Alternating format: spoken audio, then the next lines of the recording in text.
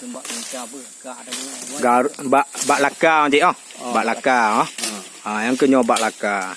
Inilah yang dibilang akar laka, ini jenis pohonnya. Cik kalau kena cik.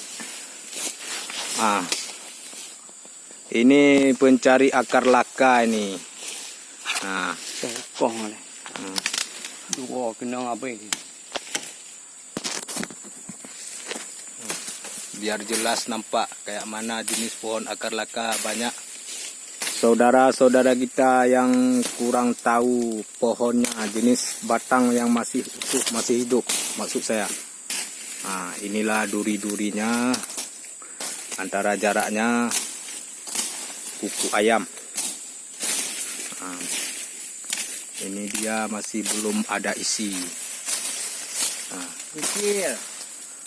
Ini masih contoh, sebagai contoh. Ini daerah Aceh, from Aceh.